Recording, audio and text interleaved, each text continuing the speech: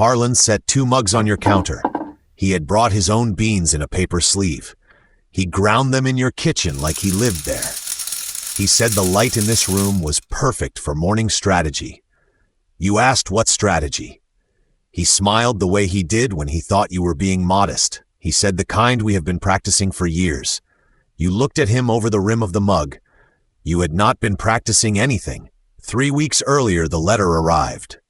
A cream envelope with a law office mark. Great Aunt Marin. You had met her twice. Once at a long table when you were 9. Once at a quiet house when you were 19.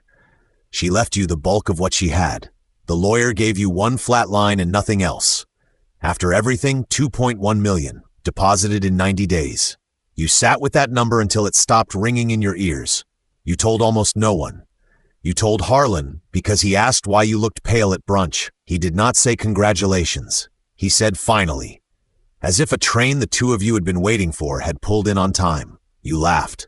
You thought he was joking. He was not joking. Harlan had been your friend since the shared house on Birch. He fixed the loose stare. He remembered how you took your tea. He had a gift for describing you back to yourself in a way that felt like praise. Your quiet was discernment. Your slow answers were depth. Your habit of leaving parties early was curation. He made it sound like a philosophy. You liked him for it. You had always liked him for it. The week after the letter, he started coming by in the mornings.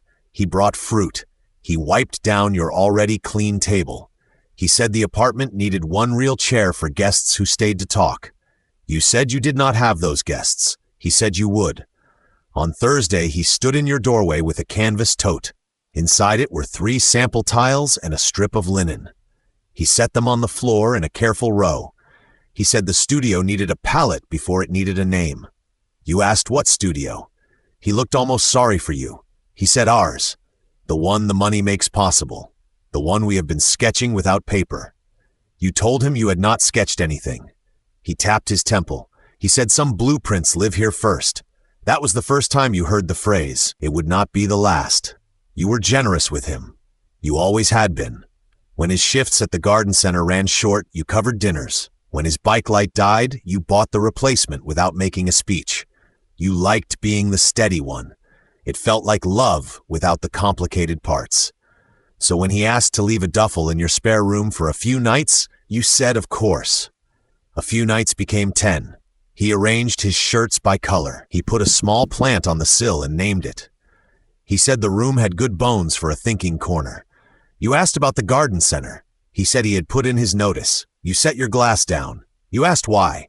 He said a person cannot water other people's plants while the real work is waiting. He said the money was a door, and doors did not stay open out of politeness. You told him the money was not a door. It was a private fact that still felt unreal. He nodded as if you had agreed with him. The next Saturday, he invited 2 mutual friends over. He cooked a simple pasta and used your good bowls. Halfway through the meal, he lifted his water glass. He said he wanted them to be the first to know. You and he were building something quiet and serious, a practice, a place for slow attention in a loud city. He had already drafted the first 3 offerings. He used the word offerings the way other people use the word classes.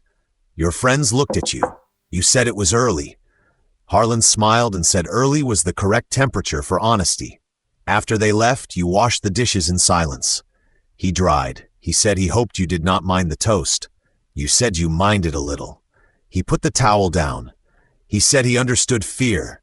Fear was just the body protecting an old version of you, the version that thought small was safer. He had always seen the larger one. That was his whole job in the friendship. Translator, witness, the person who kept the shape from collapsing. You almost believed him. That was the trouble. He was kind when he said it. He believed it the way other people believe weather. Monday he showed you a notebook, cloth cover, no brand. He said he did not usually write things down. Real vision lived in the body, but the moment required a little structure.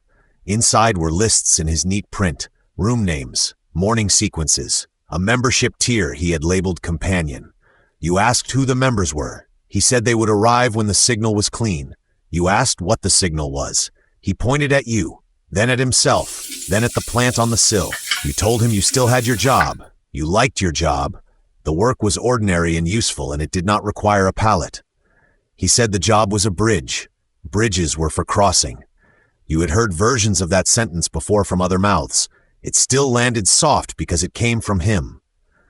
Small numbers moved first. He needed 80 for a domain he had already reserved. You transferred it. He needed 200 to hold a table at a cafe for a listening night. You covered it.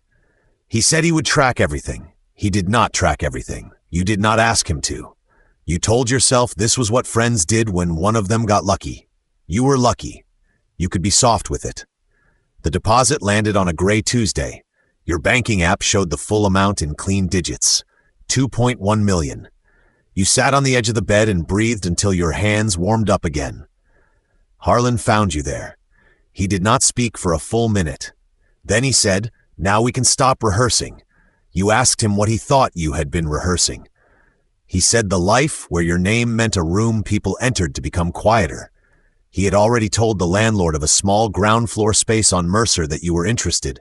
He had not used your name on the form. He had used a temporary one, Studio Marin. After your aunt, he thought you would find it tender. You stood up. You told him he should not have done that. He held up both palms. He said nothing was signed. It was only a conversation with a door. Doors like to be spoken to early. That night he cooked again. He talked about window film and the exact height of a bench. He said your role was presence. His role was frame, capital, and vision. The oldest partnership there was. You said you did not remember agreeing to a partnership. He looked wounded in a gentle way. He said some agreements were older than language. Birch Street, the stair he fixed. The winters you both ate the same soup for a week. He had been investing attention for a decade. Attention was the first currency. Now the second one had arrived to meet it. You slept badly. In the morning, he was already at the table with 2 mugs again. He slid a single folded paper toward you, not a contract. He hated contracts between people who trusted each other. It was a split. He had drawn a clean line down the middle of the page. On the left, vision 60. On the right, capital 40. He said he had wrestled with the numbers. Capital without vision was just storage. Vision without capital was a beautiful hunger. 60-40 honored the order of operations. He had seen this clearly since the letter, maybe since Birch. You read the page twice. You thought of the 80 for the domain, the 200 for the table, the duffel that had become a drawer, the plant with a name, the friends at dinner who now thought you were building a temple of quiet. You felt the old urge to smooth it over, to be the steady one, to let him have the story because the story made him bright. Then you looked at the split again, 60 for the person who had quit, 40 for the person who had inherited. You set the paper down. You said no. Harlan waited. He said no to the numbers, or no to the whole shape. You said no to the shape. There was no studio. There was no practice. There was an aunt you barely knew and a sum that still felt like it belonged to someone else. You valued him. You were not going to fund a role he had written for himself inside a life you had not chosen. He sat back. For a moment the charm fell off him like a coat. He said you were afraid of being seen. You said you were afraid of being drafted. He said the cards were already printed. He had paid for them himself from the last garden center check. He took a small stack from his bag and set it on the table, your name beside his. Studio Marin in a modest type, on the back a single line. Slow attention for a loud city. He said he could pulp them if that was what you needed to feel safe. He said it like safety was a small and slightly embarrassing request. You picked up one card, you turned it over, you put it down. You told him he could keep the cards. They were his story, and he was allowed to have a story. He could not keep the claim on the money. You would give him $3,000 as a gift. No loft, no bench height, no membership tier called companion. $3,000 and a clean goodbye to the duffel and the plant if he wanted to take it. He stared at the number like it was a joke told in poor taste. He said 3,000 was a tip. You said 3,000 was the end of the math he did not get to do. He stood, he gathered the cards, he left the plant. At the door he paused and looked back the way he used to when he wanted the last word to land soft. He said he hoped you would remember who saw you first. You said you would remember who ground the beans in your kitchen without asking. He almost smiled. Then he left. You stood in the quiet, you washed both mugs, you moved the plant to the brighter sill.